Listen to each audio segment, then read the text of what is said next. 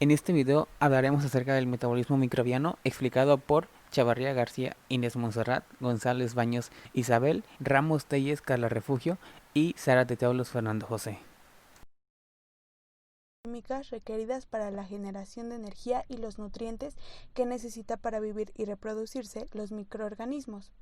Los microbios utilizan muchos tipos diferentes de estrategias y especies metabólicas.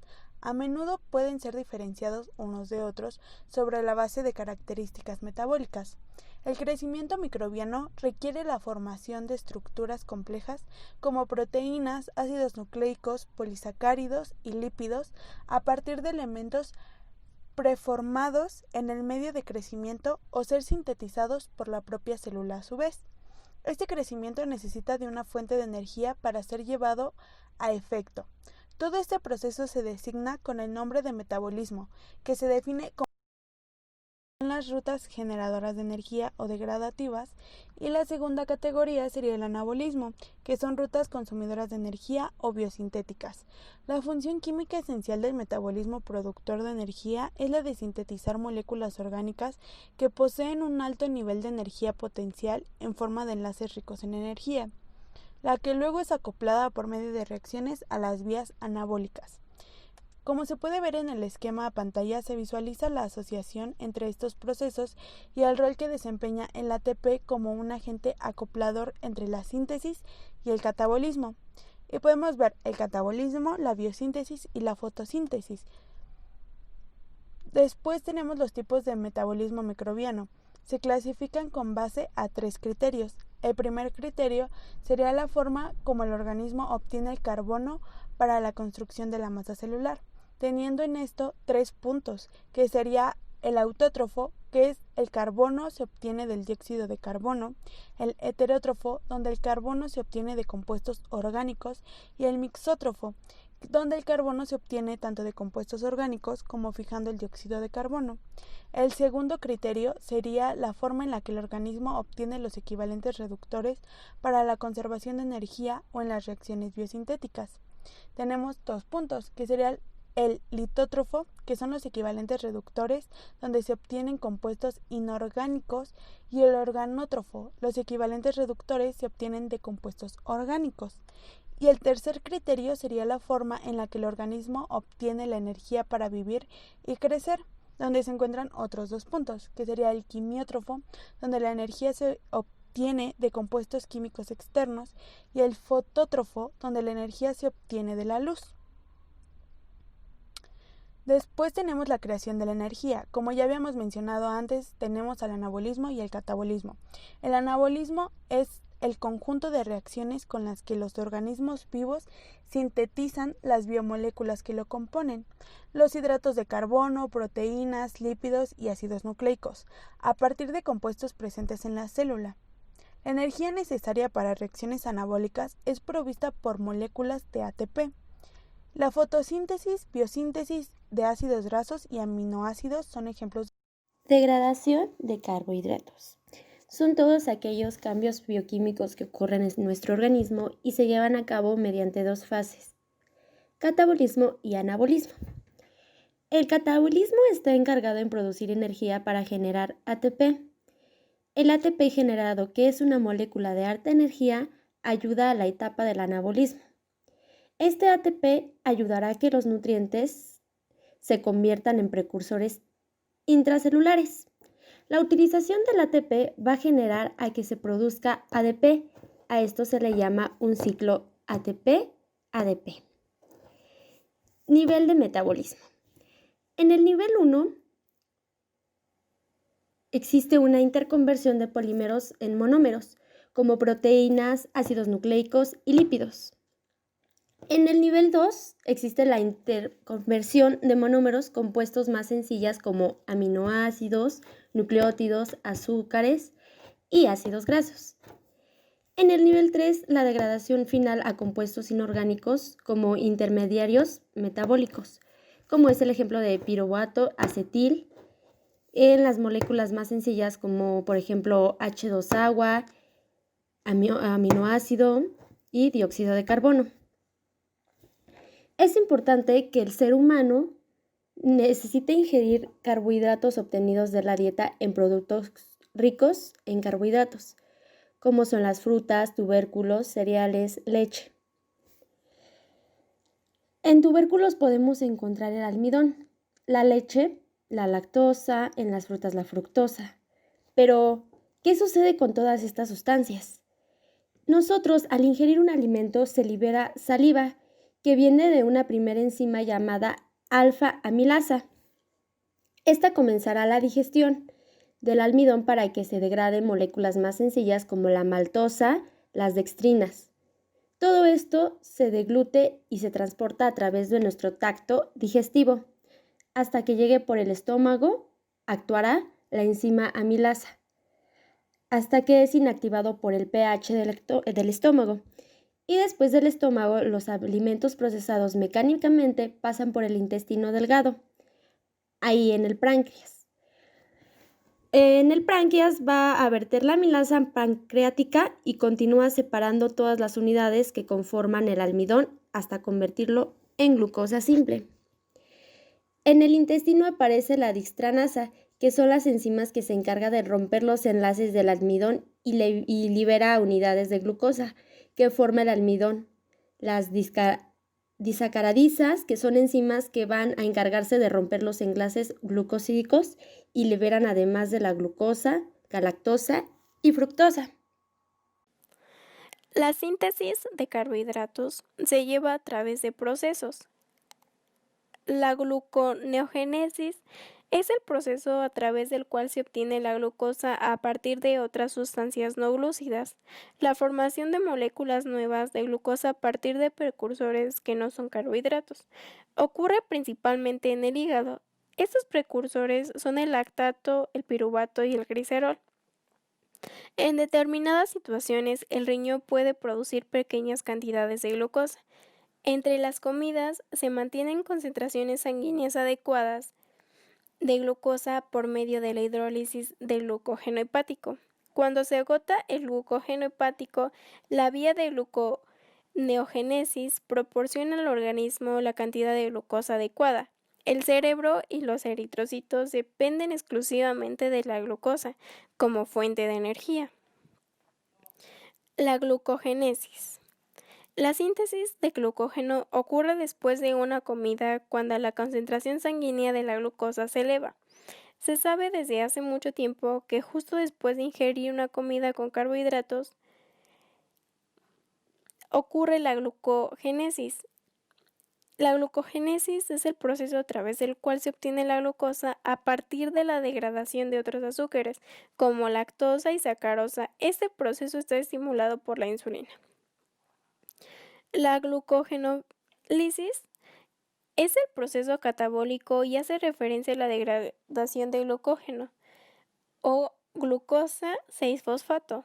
Se da cuando el organismo requiere un aumento de glucosa y a través de este proceso pueden liberarse a la sangre y mantener su nivel de glucemia.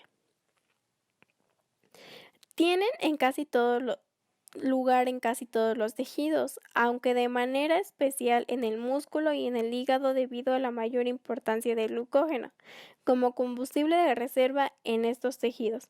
Se lleva a cabo en el citosol y consiste en la eliminación de un monómero de glucosa de una molécula de glucógeno mediante desfosforilación para producir glucosa 1-fosfato, que después se convertirá en glucosa 6-fosfato. La glucogenogénesis se produce en el hígado y es la formación del glucógeno como reserva de energía que podrá ser utilizada por los músculos y órganos en caso de ser necesario. Esta vía permite la biosíntesis de glucógeno, que es el principal polímero de almacén de glucosa en vertebrados.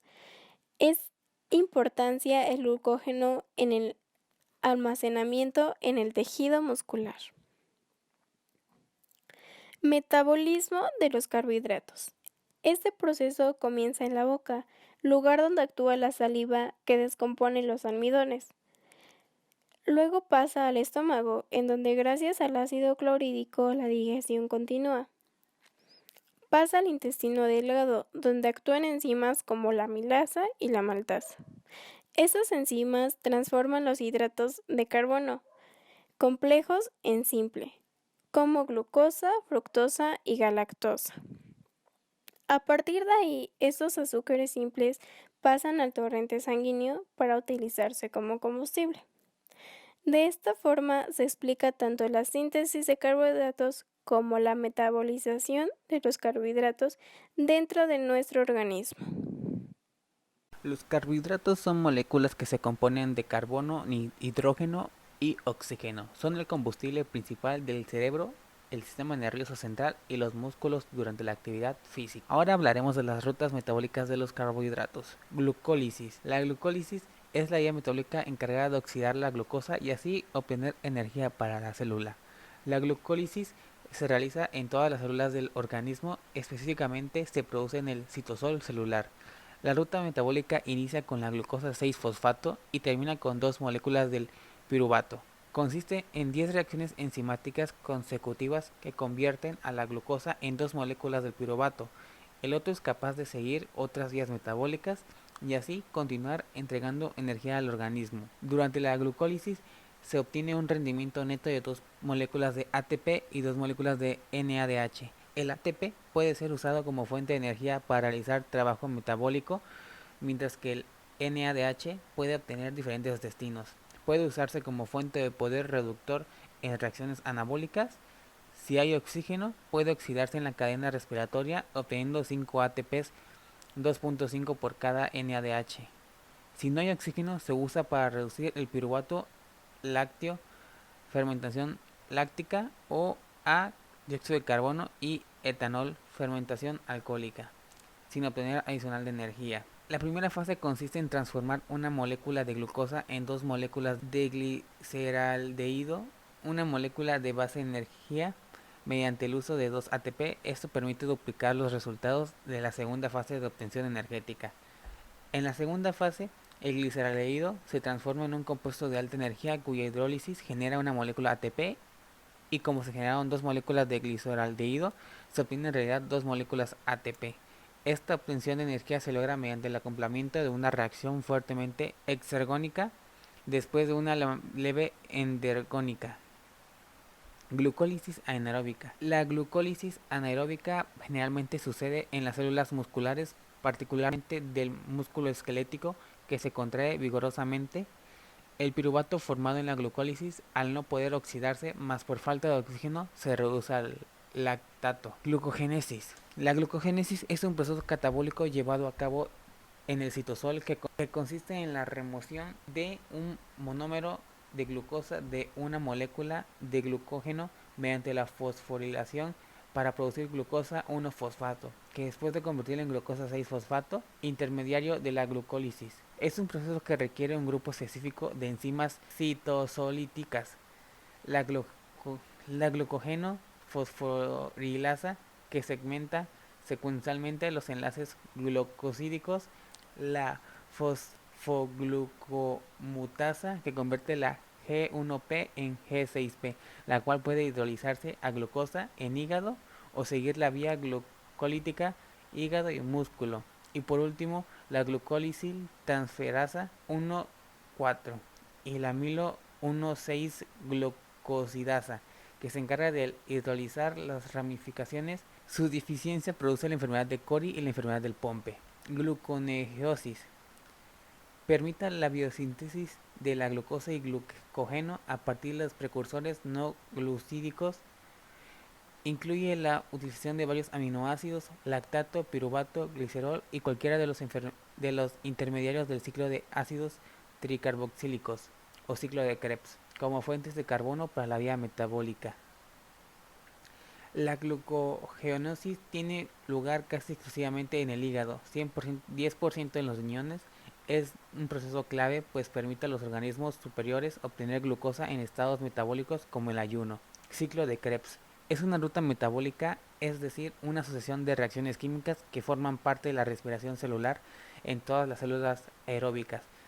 En células eucariotas se realiza en la mitocondria, en las procariotas el ciclo de Krebs se realiza en el citoplasma, específicamente en citosol. El metabolismo oxidativo de glúcidos, grasas y proteínas frecuentemente se divide en 3 etapas, de las cuales el ciclo de Krebs supone la segunda. En la primera etapa los carbonos de estas macromoléculas dan a lugar moléculas de acetil-CoA de 2 carbonos e incluye las vías catabólicas de aminoácidos, la beta-oxidación de ácidos grasos y la glucólisis. La tercera etapa es la fosforilación oxidativa, en la cual el poder reductor NADH y FADH2 generalmente se emplean para la síntesis de ATP según la teoría del acoplamiento quimiótico. El ciclo de Krebs también proporciona precursores para muchas biomoléculas como ciertos aminoácidos. Por ello se considera una vía anfiólica, es decir, catabólica y anabólica al mismo tiempo. Rutas metabólicas lípidos. Lipólisis. La lipólisis es el proceso metabólico mediante el cual los triglicéridos que se encuentran en el tejido adiposo se dividen en ácidos grasos y glicerol para cubrir las necesidades energéticas. Lipogénesis. La lipogénesis es la síntesis de los ácidos grasos a partir del acetil-CoA proveniente de la glucosis. Generalmente se lleva a cabo en el tejido adiposo y en el hígado. También incluye la formación de triglicéridos a partir de la unión de 3 ácidos grasos y un glicerol. Beta-oxidación. La beta-oxidación o oxidación es la oxidación de un ácido graso para formar acetil-CoA. Ocurre en las células hepáticas, específicamente en el citosol.